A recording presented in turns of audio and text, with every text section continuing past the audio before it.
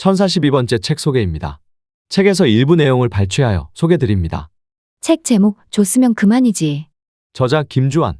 출판일 2023년 1월 1일. 상상빌더 한 줄 요약. 아름다운 부자 김장하 취재기를 알자. 책 소개. 이만큼 베푼 사람은 많지만 이만큼 드러내지 않은 이는 없다. 20대 중반부터 50년 넘게 이어온 기대 없이 베풀고 대가 바라지 않는 삶. 선한 영향력 절로 넓혀가는 김장하 바이러스. 도대체 무엇이 이런 삶을 가능하게 했을까? 취재 과정에서 가장 많이 받은 질문은 어떻게 김장하 선생의 허락을 받았느냐는 말이었다. 하지만 선생은 허락한 적이 없다. 선생은 그동안 형평운동기념사업회를 비롯한 여러 공적인 단체에 몸을 담고 공적인 활동을 해왔다. 따라서 선생은 공인애준하는 인물을 취재하겠다는데 그것까지 못하게 막을 권리는 없다고 생각한 것 같다. 인터뷰도 한 적이 없다. 찾아오는 사람을 냉정하게 내치지 못하는 선생의 약점을 공략했을 뿐이다. 그리고 많은 분이 자연스럽게 선생과 함께할 수 있는 자리를 만들어주셨다. 그분들께도 깊이 감사드린다. 2021년 11월 MBC 경남 김현지 PD로부터 함께 취재하자는 제안을 받았고 덕분에 내가 아예 접근하지 못했거나 놓쳤을 것들을 얻어 건진 것도 많았다. 특히 김현지 PD와 강호진 촬영감독, 차선영 작가의 기획력과 섭외력, 취재 현장의 순발력에 덕본 게 많다. 100명의 김장하, 1000명의 김장하를 취재 과정에서 많이 만날 수 있었던 것도 기쁨이었다.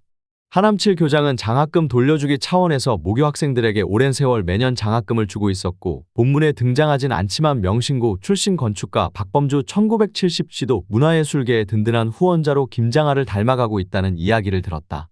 이 책에 등장한 사람들은 말할 것도 없고 등장하지 않은 사람들 중에도 이미 김장하 바이러스에 감염된 사람이 많았다. 이런 선순환이 돌고 돌아 김장하 선생이 꿈꾸는 모두가 잘 사는 세상이 반드시 오리라 믿는다. 취재 과정에서 김현지 PD는 만나는 사람마다 김장하 선생을 한마디로 표현하자면? 이라는 질문을 던졌다. 생불보살 의인 진정한 어른 이 시대의 예수 든든한 뒷배 시민운동의 비빌 언덕호의 와 경의 애 표본 남명 조식 선생 같은 분 모든 것을 품어주는 호수 등 다양한 표현이 나왔다. 그런데 내가 가장 공감했던 표현은 이 시대의 강상호 선생이었다. 극단 현장 고능석 대표가 한 말이었다. 대중적으로 강상호라는 이름을 아는 사람이 많지 않아 방송용으로는 별로였겠지만 호의호식할 수 있는 부자임에도 자신의 재산을 털어 세상에 가장 천대받는 사람들 편에서 평등과 정의를 실현하기 위해 앞장섰다는 점에서 가장 닮은 두 사람이었다. 작가의 닿는 말 중에서 저자 소개. 지은이 김주환, 기자, 1964년생, 경남도민일보 편집국장을 거쳐 전무이사로 있던 중 2022년에 정년을 3년 앞당겨 퇴직했다. 경영진으로서 깜냥도 안 될 뿐더러 좀 더 긴 호흡으로 깊고 넓은 취재를 해보고 싶었기 때문이다. 기자로 일할 때 역사와 사람에 관심이 많았고 지금도 그렇다. 인생 이막에서는 더 멋진 사람이 되고 싶다. 그래서 그동안 롤모델로 삼아왔던 멋진 어른을 첫 탐구 대상으로 정했다. 책에서 얻은 내용. 한동안 소문으로만 떠돌던 나눔과 베풀 이야기.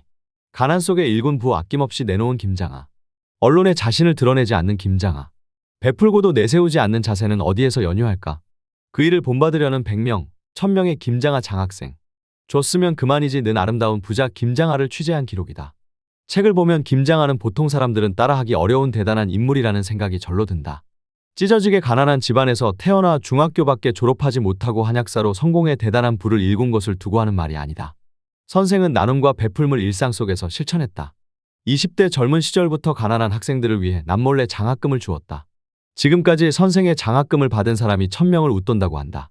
100억 원이 넘는 돈을 들여 세운 사학 명신고등학교는 자리를 잡자마자 바로 국가에 헌납했고 필생의 사업이었던 한약방을 접을 때도 30억 원이 넘는 자산을 국립경상대에 기부했다. 선생의 지원은 교육뿐 아니라 사회, 문화, 역사, 예술, 여성, 노동, 인권 등 정치를 제외한 모든 영역에 걸쳐 있었다. 이런 얘기들이 한동안은 소문으로만 떠돌았다. 장학금을 받은 사람은 있는데 준 사람은 없었다. 형평운동, 남성문화재단, 진주신문 등 쉽게 노출되는 일조차도 언론의 스포트라이트는커녕 자기 이름이 거명되는 것까지 한사코거렸다. 도움을 받은 사람은 줄줄이 널렸는데 정작 베푼 사람은 보이지 않는 이상한 현상은 50년 남짓 이어졌다. 줬으면 그만이지 는 아름다운 부자 김장하 취재기이기도 하지만 허락받지 못한 취재기이기도 하다. 김장하 선생은 본인의 정의로운 베풀물 여태 꽁꽁 숨겨왔다. 보통 사람이라면 10배, 100배 뻥튀기에 알리고도 남았을 텐데 선생은 그랬다. 이런 선생이 본인에 대한 취재를 허락했을 리가 만무했고 실제로도 그러했다. 전직 기자인 김주환 작가는 허락받지 않은 취재를 하면서 놀라운 경험을 했다고 밝혔다. 지난 30년 동안 기자로 살았지만 이토록 많은 이들로부터 자발적이고 적극적인 취재 협조를 받은 적은 없었다는 것이다. 선생이 베푼 범위가 넓다 보니 겹치는 인연이 많아서일 수도 있고 정의를 위해 선의로 베푼 것이다 보니 아름답게 여기는 이들이 많았기 때문일 수도 있다. 이렇게 펼쳐지는 취재기는 30년 경력 취재 기자의 남다른 필력이 돋보인다. 본인의 허락이 없었기에 선생의 생애 전체가 일목요연하게 들여다보이지는 않으나 그래도 이런 정도면 어지간하게 했다는 생각이 들게 만든다. 선생의 기부와 나눔과 베품도 모든 것을 샅샅이 찾아내지는 않았지만 모자라지 않을 만큼은 담아내었다. 게다가 흥미로운 에피소드와 숨은 이야기도 제법 실려 있다. 하지만 사람들이 가장 궁금해하고 흥미로워하는 것은 도대체 선생이 왜 그랬을까가 아닐까 싶다. 그렇게 열심히 번 돈을 선생은 왜 그렇게 아낌없이 기부하고 나누고 베풀었을까? 그렇게 세상과 남을 위해 좋은 일을 하면 내세우고 싶었을 텐데 어떻게 해서 선생은 시종일관 조금도 드러내지 않았을까? 이 책은 선생의 행적을 제대로 밝혀놓은 것만으로도 제 몫을 하고 있다. 하지만 그에 머물지 않고 나눔과 베풀물 하면서도 본인은 드러내지 않는 평소 소신과 생활 태도까지 쉽게 풀어놓고 있다. 선생의 소탈한 인간적인 면모와 꾸밈없는 유머 감각도 책갈피 여기저기에서 읽은 재미를 더한다. 이런 선생에게 그 일을 본받고 배우려는 이들이 100명, 1000명 생겨나는 것은 당연한 일이었다. 선생은 장학생들에게 나에게서 받은 것이 있다면 그것을 나에게 갚으려 하지 말고 대신 다른 사람에게 베풀라고 했다. 공동체를 아름답게 하는 선순환, 이른바 김장하 바이러스다. 남성이라는 그의 호와 남성당 한약방이라는 상호의 뜻을 물었다. 남성이 술을 맡은 별이라고. 목숨 수자. 남성이 비치는 곳에는 오래 산다는 그런 속설이 있습니다. 할아버지가 지어주신 건데 남성당을 상호로 쓰고 남성을 아우로도 쓰라고 했어요. 남극노인성이란 별자리를 딴 거지. 손자가 오래 살라는 뜻에서 그렇게 지어주신 겁니까? 약방에서 지어준 약을 먹고 다들 오래 살라는 뜻이지. 또 그 별은 보일 듯 말 듯 하면서도 그러나 역할은 한다. 앞에 나서지 말고 항상 제 역할을 하는 그런 사람이 되라는 뜻이지요. 할아버지가 그런 깊은 뜻을 가지고 지어주셨구나. 별빛처럼 빛이 아니지만 뭔가 공헌을 하고 있거든. 하지만 공헌했다는 표를 내지 말고 그렇게 살아라. 김장하는 8세의 자신을 낳아준 어머니를 여의고 계모 밑에서 자랐으며 할아버지의 가르침을 받았다. 20세의 사천석거리에서 남성당한 약방을 연 후 사실상 집안을 책임지는 가장이 되었다. 27세의 할아버지가 돌아가실 때까지 석거리에 모셔 부양했고 29세에 자신을 길러준 계모의 장례를 치렀다. 30세에는 홀로 된 아버지를 위해 새어머니를 모셔왔고 42세에 아버지를 보내고 남은 새어머니에게는 아버지와 함께 살던 집을 팔아 노후를 보장해드렸다. 물론 이런 과정에서 아래 동생들을 키우고 시집장가 보내는 것도 장하의 몫이었다. 장하는 딸과 아들 결혼식에 청첩장을 돌리지 않았어요. 그래도 아름아름으로 알게 된 수많은 사람이 하객으로 참석했는데 축의금을 받는 창구 자체가 없었던 겁니다. 참석한 하객들은 최상의 음식을 대접받았지만 일부 불쾌하게 여기는 이도 있었죠. 자신은 모든 지인의 경조사에 다 참석해 축의금이나 부의금을 전달하고도 받지 않으니 돈 있다고 유세하는 거냐는 반응을 보이기도 했지요. 김장하는 1992년 대통령으로부터 국민훈장 몰 한 장 서훈을 받게 되었는데 전수식 참석을 거부하여 경남교육청이 난리가 났다. 표면적인 거부 이유는 약방을 비울 수 없어서였다. 당시 관선 교육감이 내 목이 날아간다며 사정사정하는 통에 결국 참석은 했으나 두고두고 회자되는 일화다. 2003년 1월에는 노무현 대통령 당선자가 부산에서 개최한 오창간담회와 토론회에 한 번으로 초청을 받았으나 불참했다. 역시 같은 이유였다. 나도 사람들과 어울려 선생과 몇 번 점심을 먹은 적이 있는데 어떤 상황에서도 일정 시간이 되면 손님이 기다린다며 어김없이 일어섰다. 1987년 2월에 제1회 명신고등학교 졸업식이 열렸을 때였다. 키가 그리 크지 않으신 아주머니께서 운집한 학부형들의 뒤쪽에서 앞이 보이지 않아 까치발로 애를 쓰고 있는 모습이 한 교사의 눈에 띄었다. 이사장 부인이셨다. 살며시 다가가 단 위에 자리로 옮기실 것을 권하자 극구 사양하시면서 자기가 여기 온 것을 어디에도 말하지 말아달라고 부탁하셨다. 이윽고 졸업식이 마치자 이사장 부인께서는 조용히 버스를 타러 학교 문을 나서는 것이었다.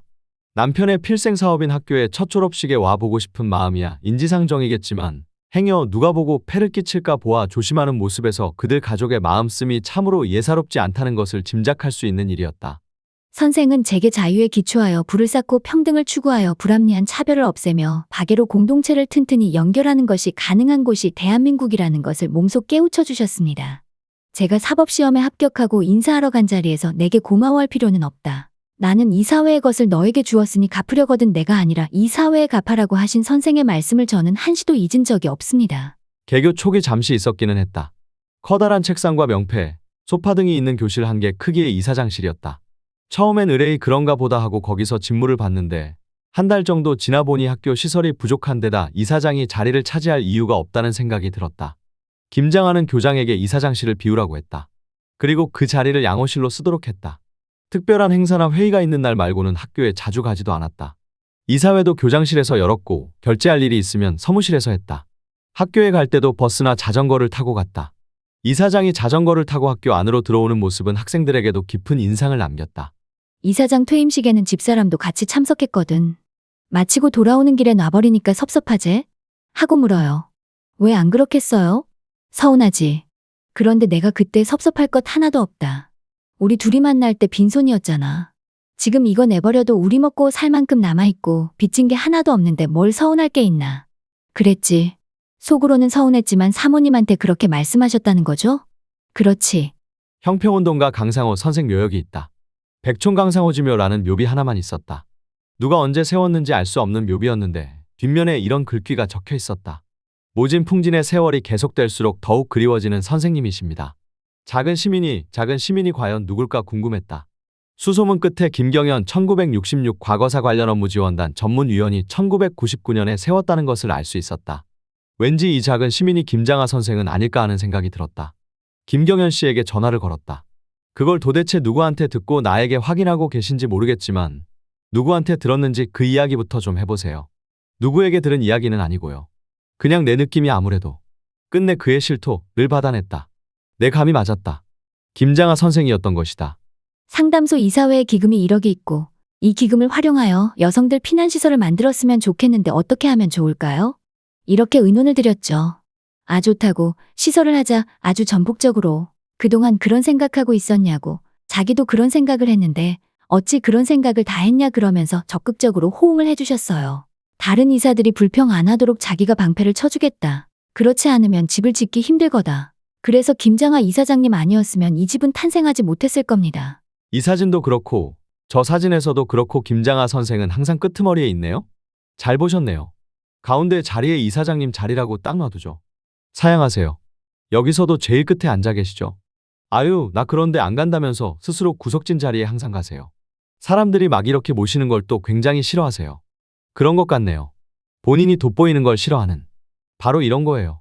참 지적을 잘하셨는데 우리한테 정신적 지주 역할을 하시려면 가운데 앉으셔야 돼요 하고 자리를 마련해도 안 앉으셔. 버렸으면 미련 없이 버려야지. 줬으면 그만이지. 감사패 그거 뭐 하려고. 9일 오후 5시 경상국립대 행사장. 원래 선생은 원치 않았던 자리였다. 하지만 받는 쪽에서 간곡하게 부탁하는 바람에 마지못해 참석한 자리였다. 그래서일까? 행사 내내 선생에 대한 찬사가 이어졌지만 표정은 계속 불편해 보였다. 그럼에도 예정된 인사말은 A사 용지 1.2매가량을 꼼꼼히 써오셨다. 그 마지막 대목은 이랬다. 재단 설립 20여 년이 지난 오늘 제대로 이루어 놓은 것은 없고 뒤떨어진 지역 문화를 발전시키기에는 역부족이었습니다. 이에 남성문화재단을 해산하고 남은 재산을 경상국립대학교에 기부하기로 했습니다. 무거운 짐을 대신 짊어지게 해서 죄송합니다. 정치인들은 다 옆에 누구를 배석해가지고 몇 시에 언제 어디서 다 이런 식으로 계획을 짜가지고 나오라고 안 하나? 그분은 절대로 거기 나가는 분이 아니고 정치인들하고는 안 만나는 분이다. 그래서 만나고 싶다면 그냥 한약방으로 찾아가면 된다고 그랬지. 당시 대통령 후보 보좌역이었던 김성진 씨는 그런 사실을 보고했고 노무현 후보는 건너편에 차를 세운 뒤 횡단보도를 건너 남성당 한약방 문을 열고 들어갔다. 약 50분간 만나고 나온 노무현 후보는 김성진 씨에게 이렇게 말했다. 참 좋은 분을 만났네. 정말 좋은 분이다. 정치인을 만나 훈수를 하지 않는 사람은 처음이다. 훗날 김장하 선생한테 왜 훈수를 좀 하지 않으셨어요? 희망이나 바람을 이야기해 줄 수도 있었잖아요. 라고 물은 적이 있다. 그랬더니 정치 10단에게 내가 무슨 말을 하겠어요. 라고 짧게 답했다. 앞서 말했듯이 북한의 입장에서 보려고 노력했다. 그러나 이해가 안 된 것은 김일성 종합대학을 방문했을 때다. 적어도 김일성 종합대학은 북한에서 최고의 대학이어 세계 100대 대학에 든다니 교수진은 어떻고 시설은 어떠며 학생들의 열심히 학문 탐구하는 모습이라도 볼 거라 생각했는데 본관 건물에 들어서자마자 안내한 곳은 김정일 위원장의 김일성대학 정치경제학과에 입학한 이야기로부터 재학생활 연구활동 및 졸업할 때까지의 전시실을 14실이나 돌고 나니 김일성 종합대학의 방문은 끝이다. 서운하기가 말할 수 없다. 이번 방문에서 이북에 계시는 형님의 소식을 듣지도 못하고 돌아가자니 마음 한구석에 또 피가 맺히는 느낌이다. 그래도 이북에는 동토의 이방인이 아니라 우리 형제들이 살고 있다는 것을 확인하고 평양을 떠난다. 지청장은 굳은 얼굴로 그 잔을 자신이 마셔버렸다. 순간 분위기가 싸늘해졌다. 검사들이 수군거렸다. 그래서 술판이 깨져버렸지. 그런데 생각해보니 그때 내가 자리를 피했어야 하는데. 선생이 이 이야기를 하는 동안에도 옆자리에서는 술 권하는 분위기가 이어지고 있었다. 선생과 마주 앉은 나도 술잔을 앞에 두고 있었다. 이처럼 김장하는 한번 결심한 일은 확실히 지키는 사람이었다. 그만큼 자기 절제력이 대단했다. 아무리 반가운 사람이 찾아와 점심을 먹더라도 약방 근무 시간이 되면 딱 끊고 일어선다. 그리고 또 하나는 그의 화내는 모습을 본 사람이 없다는 것이다. 김장하의 가장 오래된 친구인 최광경 교수도 그랬고 이용백 명성한 약방 원장도 같은 말을 했다. 김장하 선생이 화내는 모습을 한 번도 본 적이 없다. 아무 말도 안 하는 게 화난 것이다. 요새 10,000원 어치 봉사를 하면서 고아원 앞에서 사진을 찍고 100만 원 어치 PR을 한다든지 그 봉사의 가치를 되받으려 한다든지 반대급부를 바라고 봉사를 한다든지 이런 봉사의 개념에서는 정말 맞지 않는 이 스님의 이야기를 우리는 떠올려 봐야 하지 않나 생각합니다. 실제 김장하의 삶과 나눔이 이런 걸 철저히 배격하며 이루어져 왔기 때문이다. 대가 없는 나눔, 간섭 없는 지원, 바라는 것도 없고 기대할 것도 없는 보시 이런 걸 실천해온 사람이 김장하였다. 한 군데에 다 주지 말고 1억 원씩 나눠 34곳에 나눠주면 어떨까? 모르겠다. 그 34곳을 선정하는 과정은 더 큰 논란과 비판을 불러오지 않았을까 싶다. 김장하 선생한테 자신에 대한 비방과 헛소문을 들어본 적이 있는지 물었다. 나도 그런 말 많이 들었어요. 그러나 결과를 보면 알잖아. 세월이 증명해주는 거라고요? 예. 그걸 다 증명하려고 변명하려고 하지도 않았고 화를 낼 필요도 없었고 그냥 참고 견디는 거죠. 지금까지 상상빌더였습니다. 감사합니다.